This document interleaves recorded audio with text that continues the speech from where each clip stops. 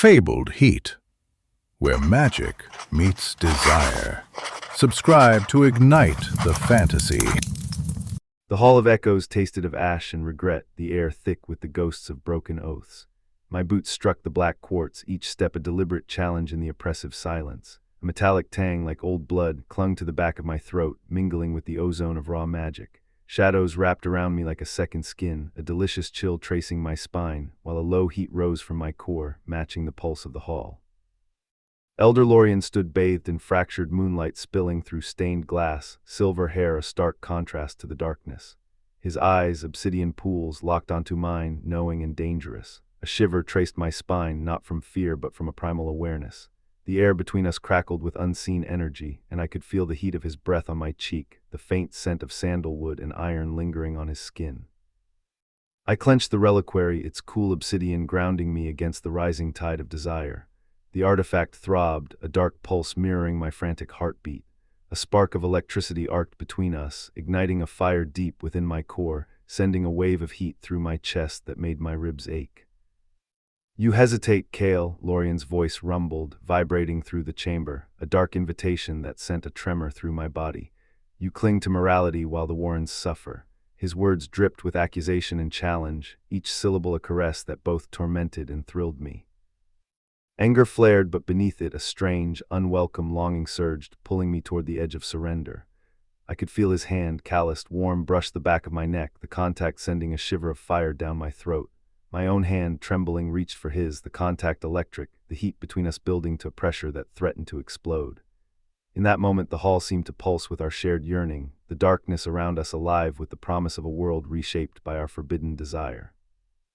The echo of my own breath seemed to reverberate off the vaulted arches, each exhale a thin veil of mist that dissolved before it could settle. I tried to steady my thoughts, to recall the oath I had taken before the council, protect the innocent, never betray the sanctity of the ancient pacts, yet the oath felt brittle, like parchment left too long in the sun. "Do you remember the night we first met, Kale?" Lorien asked, his tone softer now, almost nostalgic. "The storm that tore the sky apart, the way the lightning struck the crystal spire and sang with us. You were a child then, eyes wide with wonder, and I was already a man who had sold his soul for power." A memory surged forward, vivid as a painting. I was a boy of 16, drenched in rain, clutching a broken staff while the world around me roared. Lorien had appeared from the shadows, his cloak billowing, his voice a low chant that steadied the storm. He had offered me a fragment of his power, a promise of protection. I had taken it, not knowing the price. "You saved me," I whispered, the words tasting like ash. "You gave me purpose." He smiled, a thin line that seemed to carve the darkness itself. "And you gave me hope, Kale, hope that someone could still see beyond the endless war, but hope is a fragile thing, easily shattered by the weight of reality." The reliquary pulsed louder as if reacting to the confession. Its surface shimmered, reflecting the fractured moonlight in ripples of violet and black. I could feel the ancient magic within it, a living thing that fed on intent. If I used it to end the war, it would demand a sacrifice, my very soul, perhaps, or something far more intimate. I stared at Lorien's face, at the lines etched by centuries of battle, at the faint scar that ran from his left temple to his jaw, a reminder of the battle with the Crimson Legion. My mind raced, cataloging every reason I had to refuse, every promise I had made to the people of the Warrens. "What would you have me do?" I asked, my voice barely more than a breath.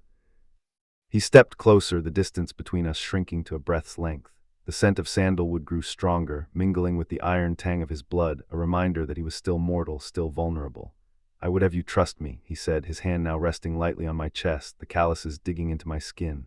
"I would have you let go of the fear that binds you. The world does not need another hero shackled by duty. It needs a ruler who knows the taste of power and the weight of love."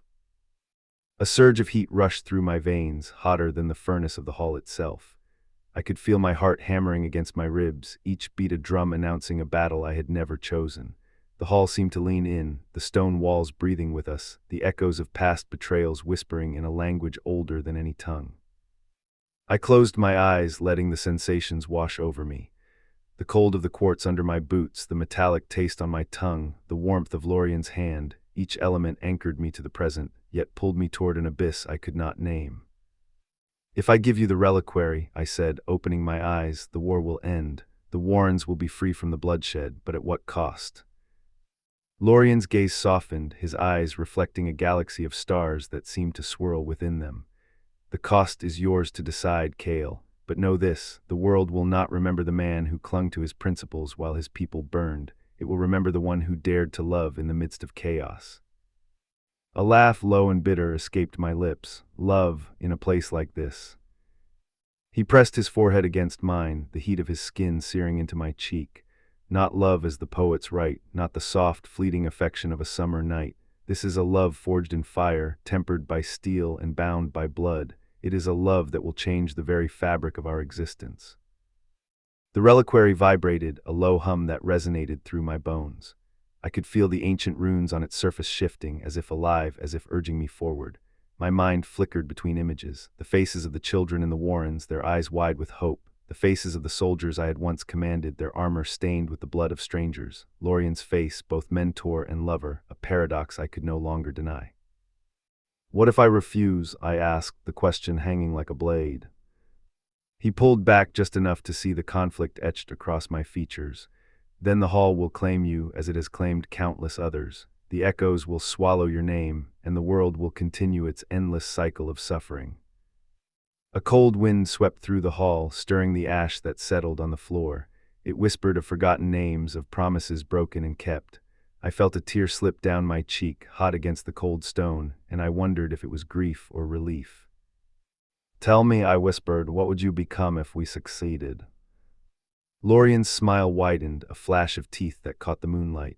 We would become legends, Kale. We would become the architects of a new age, where magic is no longer a weapon but a conduit for creation. We would rule side by side, our bond the cornerstone of a kingdom built on trust, not fear. The thought of ruling, of shaping a world with my own hands, ignited a fire that rivaled the one already burning within me. Yet the thought of losing myself, of becoming something unrecognizable, chilled me to the bone. I took a deep breath, feeling the air fill my lungs like a promise. The reliquary's pulse synced with my own, a rhythm that seemed to say, now. Very well, I said, my voice steadier than I felt. I will trust you, Lorien. I will give you the reliquary. His hand closed around mine, fingers interlocking with a grip that was both gentle and unyielding. The contact sent a surge of energy through my arm, a current that lit up every nerve ending. The hall seemed to hold its breath, the echoes pausing in reverence. Place it upon the altar, Lorien instructed, pointing to a stone dais at the far end of the chamber. The ancient sigils will guide us. I walked forward, each step reverberating like a drumbeat. The black quartz floor reflected my silhouette, a dark twin following me. When I reached the altar, I set the reliquary down. The stone surface was warm, as if anticipating the power it would soon hold. Lorien raised his hands, palms outward, and ancient runes flared to life around the altar, their light a soft violet that bathed the hall in an otherworldly glow. The air thrummed, and I felt the weight of centuries pressing down, then lifting, as if the very foundations of the world were being rearranged. Now, he whispered, his breath a caress against my ear, give yourself to the magic and let it bind us. I placed my hand atop the reliquary, feeling its cool surface against my skin. A surge of power erupted, a wave of darkness and light intertwining, wrapping around us like a living tapestry. I could see visions flash before my eyes, the warrens bathed in peace, the sky clearing of perpetual storm, Lorien and I standing side by side on a balcony overlooking a thriving city. The sensation was overwhelming, a torrent of emotions, joy, fear, love, loss, all colliding in a single point of pure existence. My heart pounded, my breath came in ragged bursts, and yet I felt a clarity I had never known. When the light finally dimmed, the hall was silent once more, but the silence was different. It was a calm after a storm, a peace that settled into the stones themselves. Lorien lowered his hands, his eyes meeting mine with a depth that made my throat tighten. It is done, he said, his voice barely above a whisper, yet it resonated through the chamber like a promise. I looked at the reliquary, now inert, its surface dull and lifeless. The war was over, the magic that had bound the world now redirected toward creation. Yet the cost was evident in the way Lorien's hand lingered on my shoulder, his fingers tracing the scar on my neck, a reminder of the battle we had fought together. What now? I asked, the question hanging between us like a fragile thread. He stepped closer, his presence a warm ember against the chill of the stone. Now we rebuild, he said, his voice steady. Now we forge a new destiny, not as master and servant, but as equals.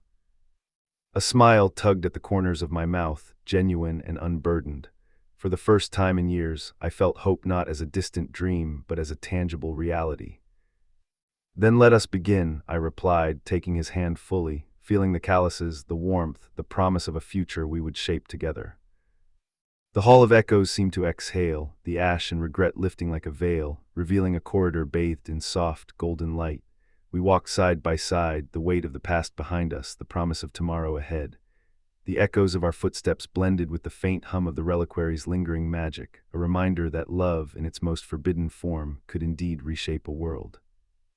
As we emerged into the dawn of a new age, the sun rose over the horizon, painting the sky with colors I had never imagined. The war was over, the Warrens were free, and in the quiet between the first birdsong and the rustle of leaves, I felt Lorien's breath on my neck, his hand resting lightly on my waist, his eyes reflecting the sunrise. "We have a long road ahead," he murmured, his voice a soft promise. I nodded, feeling the weight of the world settle into a comfortable rhythm. "And we will walk it together," I answered, my voice steady, my heart finally at peace. The Hall of Echoes faded behind us, its ash turning to dust, its regrets to lessons. In its place stood a future built on the fragile, fierce, and undeniable bond we had forged. The story of Cale and Lorien was only beginning, and the world would remember us not for the war we ended, but for the love that dared to rise from its ashes.